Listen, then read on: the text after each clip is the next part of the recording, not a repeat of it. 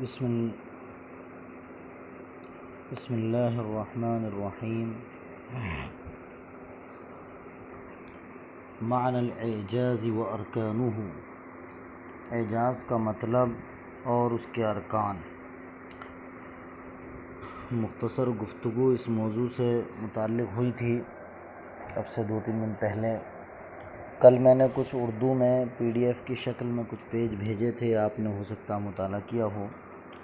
بہت کام کی چیز ہے، اگر مطالعہ کیا اچھی بات ہے، نہ کیا ہو تو موقع نکال کر اس کا مطالعہ ضرور کیجیے۔ لغوی اعتبار سے اعجاز کا مطلب میں نے اس دن بھی بتایا تھا اور آج بھی میں بتا دوں، آپ کی کتاب میں لکھا ہے کہ اعجاز کا مطلب ہوتا ہے کسی دوسرے کی طرف عاجزی اور بے بسی کی نسبت کرنا، یعنی کسی دوسرے کے بارے میں یہ کہنا کہ یہ عاجز ہے، یہ فلاں کام کرنے سے عاجز ہے، بے بس ہے، فلاں کام اس کے بس کا نہیں ہے۔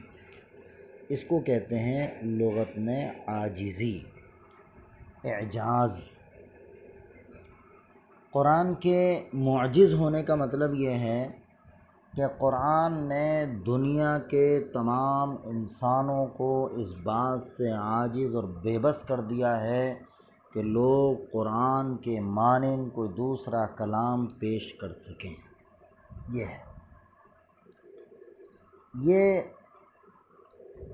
عاجز ہونا یا کسی کو عاجز اور بے بس کہنا،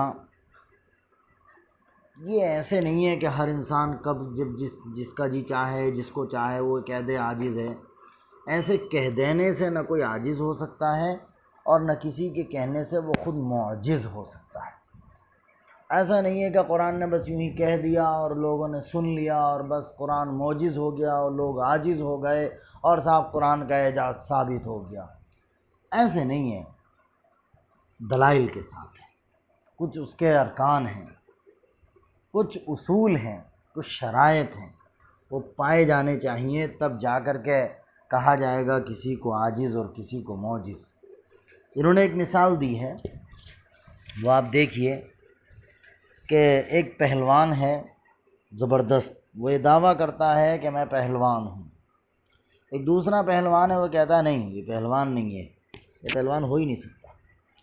تو جس نے دعویٰ کیا تھا کہ میں پہلوان ہوں، وہ اس آدمی کو اب چیلنج کرتا ہے جو اس کے پہلوان ہونے سے انکار کرتا ہے، اور یہ اس سے مطالبہ کرتا ہے کہ آپ مجھ سے مقابلہ کر۔ اب اگر وہ آدمی اس سے مقابلہ کر لے، جس نے چیلنج کیا ہے اس آدمی سے وہ مقابلہ کرے جس کو چیلنج کیا گیا ہے، اور وہ کوئی بیمار بھی نہ ہو، کوئی عذر بھی نہ ہو، کسی طرح کا کوئی مانع موجود نہ ہو، اور ظاہر محرک موجود ہے، یہ کہہ رہا ہے کہ مجھ سے مقابلہ کر، اب نہیں کرے گا تو اپنی کیا کہتے ہیں بے عزتی ہو رہی ہے، ذلت ہو رہی ہے۔ اب اگر یہ مقابلہ نہیں کرتا ہے اور اس سے مقابلہ کرنے سے پیچھے ہٹ جاتا ہے تو یہ طے ہو گیا کہ یہ عاجز ہے، کوئی رکاوٹ موجود نہیں تھی۔ ایک تو یہ کہ وہ بیمار تھا، دوسرے یہ کہ وہ ابھی کہیں جا رہا تھا، تیسرے یہ اسے کوئی اور تکلیف تھی، تو یہ معنی ہے، لہذا ابھی اس کو عاجز نہیں کہا جا سکتا، ابھی وہ بے بس نہیں تھا۔ ایسی صورت ہونا چاہیے جہاں وہ چیلنج کو قبول بھی کر سکتا۔ یہ تو قرآن یا کسی بھی چیز کے اعجاز کے لیے 3 باتوں کا ہونا ضروری ہے، 3 چیزیں۔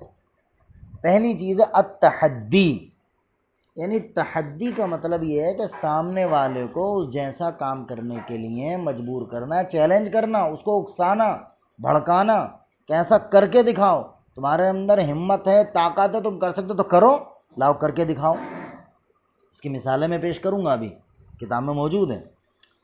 دوسرے یہ کہ اس چیلنج کو قبول کرنے کے لیے بنیادی جو محرک اور سبب ہے وہ موجود ہونا چاہیے، اور تیسرے یہ کہ کوئی مانع موجود نہ ہو اس چیلنج کو قبول کرنے سے۔ یہ 3 چیزیں ہیں۔ اب دیکھیے چیلنج کی مثال، میں تینوں کی الگ الگ وضاحت کروں گا۔ پہلی چیز ہے چیلنج کرنا۔ اللہ کے نبی صلی اللہ علیہ وسلم نے لوگوں میں جب یہ اعلان کیا کہ میں اللہ کا رسول ہوں، اور دلیل یہ بھی دی کہ میں اللہ کا رسول ہوں اور میری اللہ کا رسول ہونے کی دلیل یہ قرآن پاک ہے جس کو میں تمہارے سامنے پڑھ کر کے سناتا ہوں، یہ اللہ نے کے پاس سے میرے پاس بذریعہ وحی آیا ہے۔ تو ان لوگوں نے آپ کے دعوے کو نہیں مانا اور کہا کہ ارے بالکل آپ جھوٹے ہیں، آپ نبی نہیں ہیں۔ تو آپ نے ان سے کیا کہا؟ آپ نے ان سے کیا کہا؟ یہ نہیں کہا کہ چلیے بھی ٹھیک ہے، ہاں میں نہیں ہوں تم مت مانو، نہیں، آپ نے چیلنج کیا، ان کنتم فی ریب من انہ من عند اللہ وتبادر الی عقولکم انہ من صنع البشر فأتوا بمثلی او بعشر سور مثلی او بسورۃ مثلی۔ اگر تمہیں یہ شک ہے کہ کلام اللہ کے پاس سے ہے، اللہ کے پاس سے ہونے میں اس کلام کے تمہیں شک ہے اور تمہاری ذہنوں میں یہ بات آتی ہے کہ یہ انسانی کلام ہے، تو لائیے اس جیسی 10 صورتیں بنا کر لائیے، اس جیسی کوئی ایک صورت پیش کر دیجئے۔ چیلنج کیا اور ایسے